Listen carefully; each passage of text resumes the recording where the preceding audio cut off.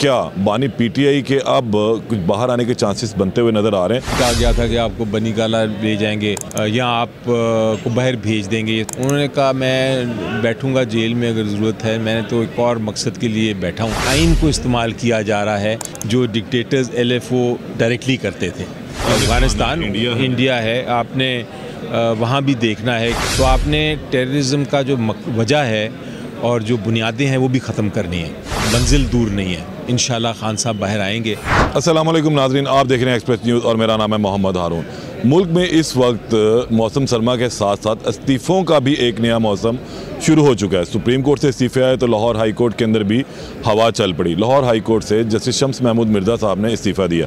अब Lahore high court से कितने इस्तीफ़े आते हैं, इस टाइम मुल्क की सियासी सूरत हाल क्या, और क्या बानी पीटीआई के अब कुछ बाहर आने के चांसेस बनते हुए नज़र आ रहे हैं? 27वीं आईनी तरमीम के बाद मुल्क में क्या सूरत हाल चलेगी? इस वक्त मेरे साथ मौजूद हैं सैनेटर अली ज़फ़र साहब। इनसे इस हवाले से बात कर लेते हैं कि वो इस तमाम मुल्क की सूरत हाल को, सियासी सूरत हाल को किस तरह देख रहे हैं। अस्सलाम वालेकुम सर। सर, इस वक्त मुल्क के अंदर दो सूरत हाल चल रही हैं। एक अंदरूनी तौर पर थोड़ी दहशत गर्दी का सामना है, दूसरा सियासी सूरत हाल में पार्लियामेंट में काफ़ी गर्मा गर्मी चल रही है। इस्तीफ़ों का मौसम शुरू हो चुका हुआ है। किस तरह आप इन दोनों चीज़ों को देख रहे हैं कि फ्यूचर में मामला कैसे बेहतर रहेंगे?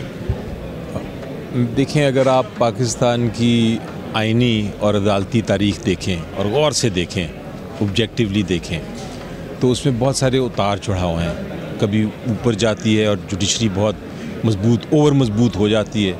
कभी उस पर ज़वाल आता है, उसकी आज़ादी को ख़त्म करने की कोशिश की जाती है। हमने देखा, ये तारीख में बार बार देखा। आजकल उतार है, आजकल प्रॉब्लम में है हमारी जुडिशरी। 27वीं तरमीम बिलखसूस, उसके बाद एक तरफ रेजिग्नेशन का सवाल पैदा होता है कि रिज़ाइन, आपने बात की, रेजिग्नेशन एक अच्छा स्टेप है। तारीख़ याद रखेगी उन जज साहिबान को जिन्होंने रिज़ाइन किया। एक ऑनरेबल चीज़ है करना, लेकिन उसके साथ साथ एक और ऑनरेबल चीज़ भी है कि जब मुश्किल हो वक्त, तो आप अंदर रह के भी लड़ाई कर सकते हैं, अंदर रह के भी जिद्दोजहद कर सकते हैं, अंदर रह के भी जुडिशरी की असल आज़ादी जो है उसके लिए कोशिश कर सकते हैं। तो वो भी ऑनरेबल चीज़ है।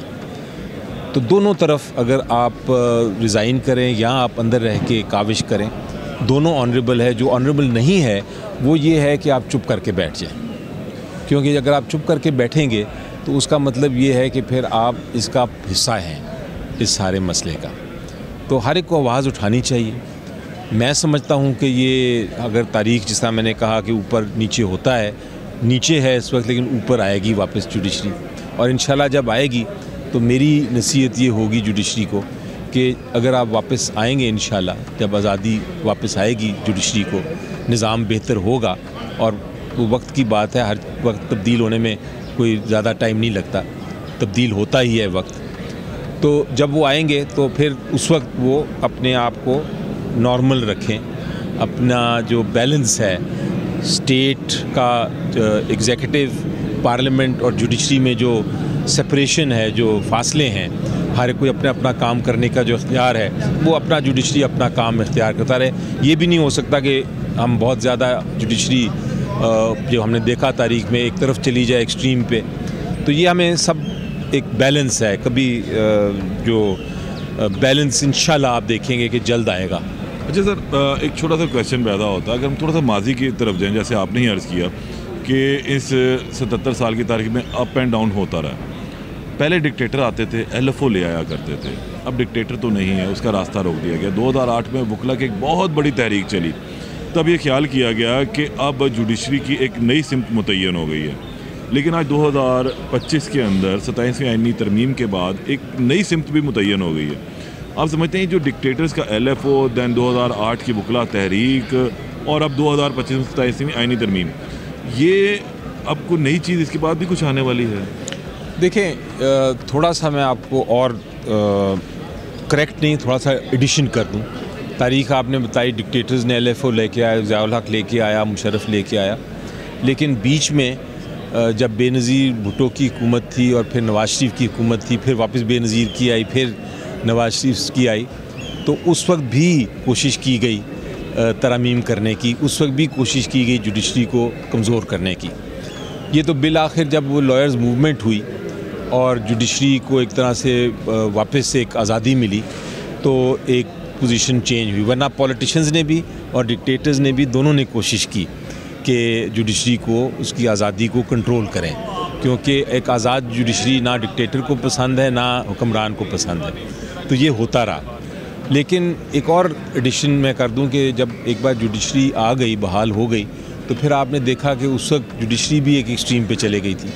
और मैं वार्निंग करता था उस वक्त भी, जज साहिबान को वार्निंग देता था पर्सनली भी और स्पीचेस के ज़रिए भी, कि आप ये ना हो कि कल को पार्लियामेंट वापस अटैक करे आपके ऊपर। आप एक कॉन्सेप्ट है हमारा जुडिशल रिस्ट्रेंट का, कि आप उस हद तक जाएं आगे कि आप दूसरे पार्लियामेंट या एग्जीक्यूटिव की डोमेन में ना जाएं। तो जुडिशरी ने शुरू किया था, उसका रिएक्शन भी होना था, वो भी हुआ। अब ये जो 27वीं तरमीम है, ये एक नया एक हाइब्रिड स्टाइल है, और ये है कि आइन को इस्तेमाल किया जा रहा है उसी LFO के लिए जो डिक्टेटर्स LFO डायरेक्टली करते थे।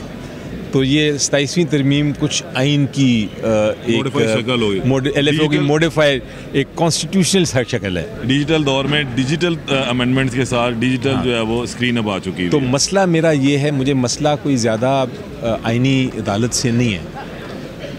मुझे आप सुप्रीम कोर्ट को कोई और नाम दे दें, मुझे कोई उस पर इशू नहीं है।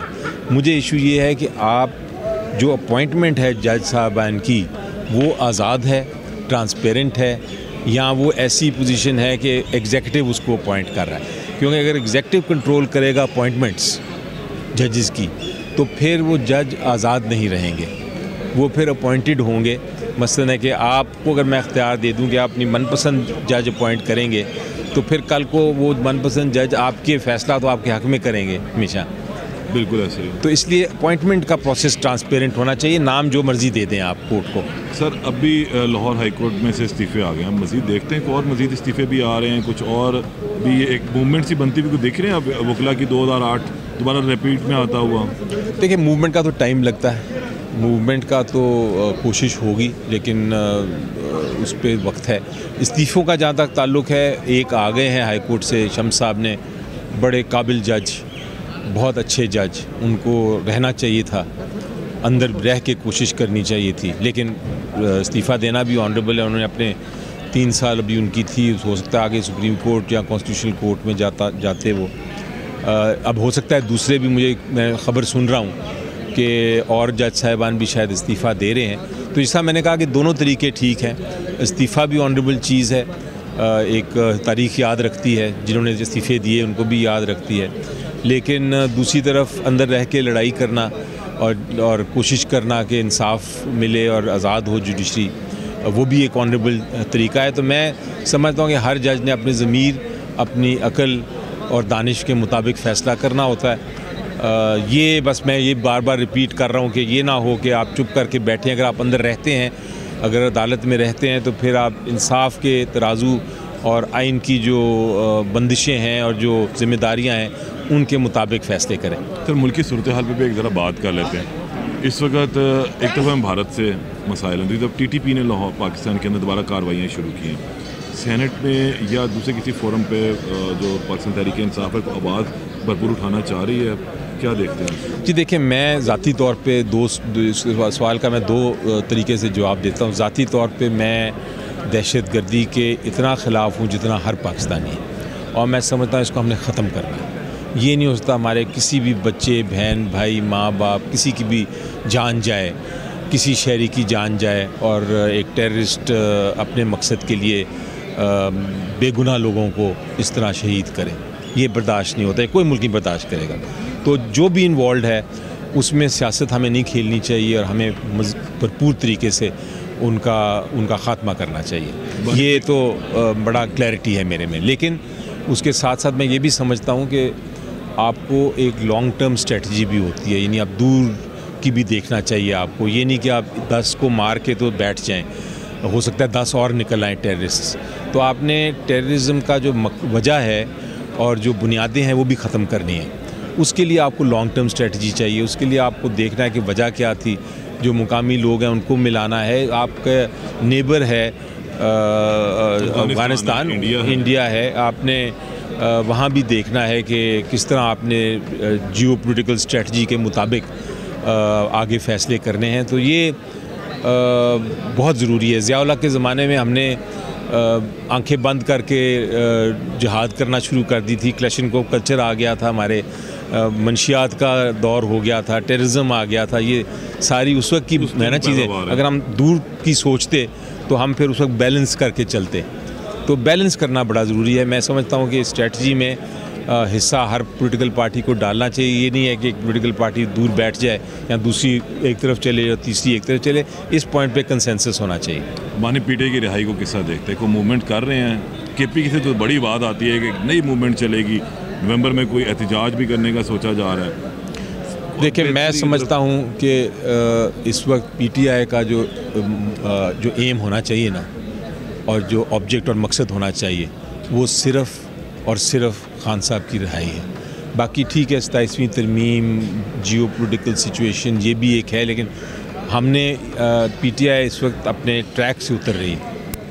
हम ये ट्रैक से नहीं उतरना चाहिए। हमें वो अपनी चीज़ें अपनी जगह दुरुस्त हैं, लेकिन यहाँ हमें कंसंट्रेट करना चाहिए। मेरी नज़र में हम इस पे जिस तरह चल रहे हैं, इंशाल्लाह मंजिल दूर नहीं है। इंशाल्लाह खान साहब बाहर आएंगे।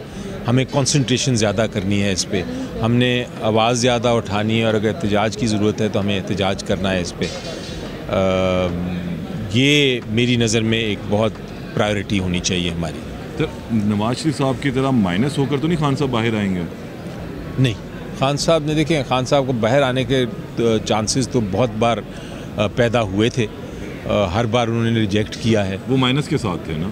माइनस के साथ भी नहीं। उनको ये भी कहा गया था, मैंने पूछा था उनसे, उनको ये भी कहा गया था कि आपको बनी गाला ले जाएंगे। इनडायरेक्टली कहा गया था, डायरेक्टली नहीं, लेकिन उनको तक पैगाम पहुँचे थे, या आप को बाहर भेज देंगे। ये सारी चीज़ें शुरू में थी। उन्होंने कहा मैं बैठूंगा जेल में अगर ज़रूरत है। मैंने तो एक और मकसद के लिए बैठा हूँ, मैं हकीकी आज़ादी के लिए बैठा हूँ, मैं कानून की हुक्मरानी के लिए बैठा हूँ। मैंने अगर कोई डील की तो वो जो मेरा असूल है वो सारा ख़त्म हो जाएगा। मैं ऐसी कोई डील ना करूँगा, ना करनी है। हाँ, आप ने अगर मेरे जो वर्कर्स हैं पीटीआई के, जो इनको आपने रखा हुआ है अंदर जेलों में, और कोई केसेस नहीं उनके ख़िलाफ़, फिर भी जेलों में हैं, उनको आप रिहा ज़रूर करें, ताकि अगर आपने मेरे से आके बात करनी। बहुत शुक्रिया। बैरिस्टर अली ज़फ़र साहब मेरे साथ मौजूद थे, और उन्होंने ये क्लियर कहा है कि अब आने वाले दिनों में बानी पीटीआई से मुतल्लिक़ भी जो है तहरीक चलाई जाएगी, उन्हें रिहा करवाने के लिए भी भरपूर इक़दाम किए जाएंगे। और 27वीं आईनी तरमीम के हवाले से उन्होंने खुलकर कहा है कि बेशक कोई भी नाम दे दें, लेकिन होना ये चाहिए कि जो मुल्क के मफाद में हो, कानून की बालादस्ती के लिए, आइन की बालादस्ती के लिए। दोबारा मुलाकात होती है अल्लाह ने के बाद।